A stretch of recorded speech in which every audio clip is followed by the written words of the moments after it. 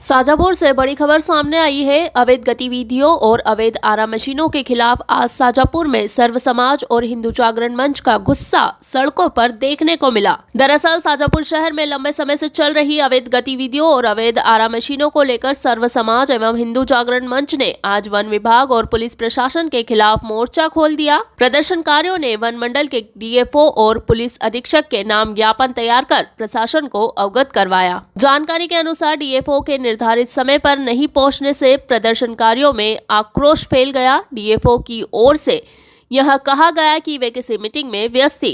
इससे नाराज हिंदू जागरण मंच के कार्यकर्ताओं एवं सर्व समाज के लोगों ने सड़क पर बैठकर चक्काजाम कर दिया। वहीं कुछ समय बाद डीएफओ के मौके पर पहुंचने पर प्रदर्शनकारियों ने जाम समाप्त किया। इसके बाद प्रतीकात्मक विरोध के रूप में डीएफओ को सड़क पर बैठाकर ज्ञापन का वाचन किया गया और खड़े होकर उन्हें ज्ञापन सौंपा गया। वहीं आपको बता दें कि इसी तरह पुलिस अधीक्षक कार्यालय के सामने भी प्रदर्शन किया गया। यहां प्रदर्शनकारियों ने जमीन पर बैठकर हनुमान चालीसा का पाठ किया और बाद में अतिरिक्त पुलिस अधीक्षक को ज्ञापन सौंपकर अवैध गतिविधियों और अवैध आरा मशीनों पर सख्त कार्रवाई की मांग की। भारत माता की जय, भारत माता की जय, वंदे वंदे वंदे। पेड़ बेच रहे हैं, पहली बात ये। दूसरी बात है यहाँ कोई भी अवैध आरा मशीन नहीं चलती। जो भी आरा मशीन है सब पे हम कार्रवाई करते हैं, उसको बकायदा लाइसेंस देते हैं, लाइसेंस के साथ ही आरा मशीन चलती है। अब किसान खुद ही अपने पेड़ बेच रहा है तो आप किसानों को भी जागरूक करिए ना। हम आपकी बात सुन रहे हैं। किसान अपने फायदे के लिए अगर उसके पास कुछ जरिया नहीं होगा तो वो अपने पेड़ बेच रहा है। हमारा सिर्फ इतना नियंत्रण है कि हम टीपी देखते हैं, अवैध टीपी से कोई परिवहन नहीं होता। कटाई का जो है वो पंचायत देखती है और राजस्व विभाग देखती है। क्योंकि हम जंगल वाले सिर्फ जंगल की पेड़ पे ही जंगल की जमीन पे ही पेड़ का है ना, रेवेन्यू लैंड पे हम पेड़ नहीं का। आपका विषय मैंने सुन लिया। हाँ। अब मैं आप बताता हूँ कि ये बात कहकर वन मंडल अपनी जिम्मेदारियों से नहीं बच सकता। आपने कहा, आप मेरी बात सुन, मैंने आपकी बात सुन ली। आप टीपी जारी करते हैं। विगत वर्ष में, पूरे वर्ष में कितने टीपी जारी हुए? मात्र 2। फिर भी पूरे रात को 12 बजे से लेकर सुबह 4 बजे तक शाजापुर की सारी रोडों पे ट्रक लकड़ी लेके घूम रहे हैं। आपके वन मंडल के कर्मचारी पैसा लेकर छोड़ रहे हैं, वो कैसे पहुंच रही है सब आरा मशीनों पे? क्या वो आप अपनी जिम्मेदारी किसानों पे जो कि पहले खुद रस्ते उस पर ढोल के आप अपनी जिम्मेदारी से लेकर, मेरा आग्रह है हमने हमारे ज्ञापन में लिखा है कि हमने ये नहीं कहा कि आप आरा मशीनें अवैध है, हमने कहा आरा मशीनों पे जो स्टॉक है लकड़ियों का वो अवैध है। इतनी बड़ी मात्रा में स्टॉक है। ये जांच हमें नियमित पाक्षिक रूप से चाहिए। मंडल अधिकारी महोदय, वन विभाग शाजापुर मध्य प्रदेश, विषय शाजापुर नगर एवं जिले में हो रही अवैध लकड़ी की कटाई एवं परिवहन के विषय में चेतावनी ज्ञापन। महोदय, जैसा कि तरह विदित है कि इस समय संपूर्ण विश्व में पर्यावरण को संतुलित बनाए रखने में संपूर्ण देश पूर्ण प्रयास के साथ लगे हुए हैं। हमारे देश के यशस्वी प्रधानमंत्री श्री नरेंद्र जी मोदी भी देश के पर्यावरण संतुलन बना रहे हैं। इस हेतु हर संभव प्रयास विगत कुछ दिनों से देखने में आ रहा है।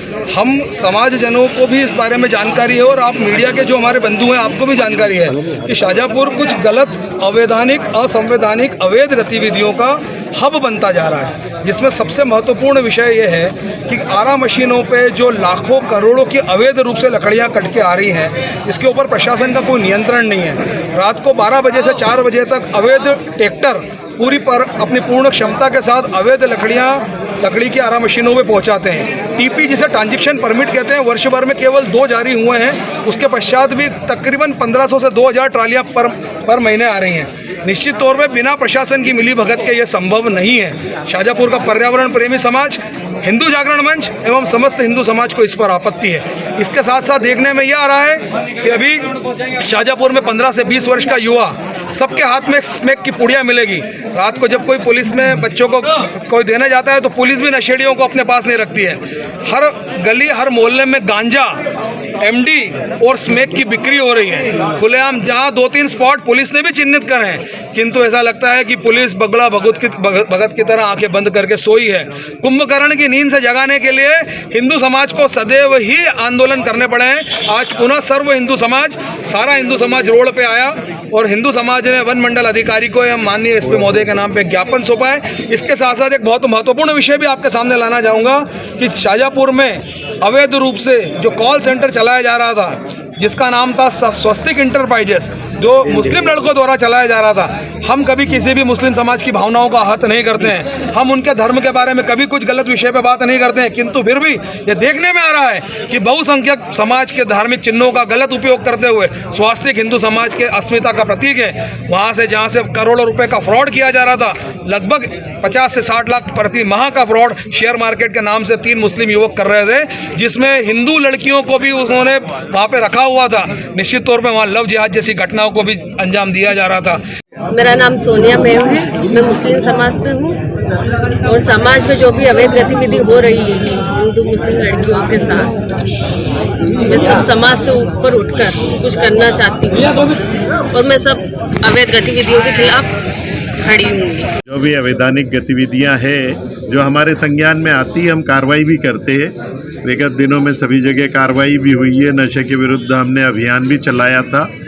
तो हर तरीके से संभव प्रयास करके और इन अवैधानिक गतिविधियों के ऊपर पूर्णतः नियंत्रण करेंगे और एक स्वच्छ और अनुशासित और सभ्य समाज, नशा मुक्त समाज निर्मित करने में पुलिस की तरफ से पूरा योगदान रहेगा।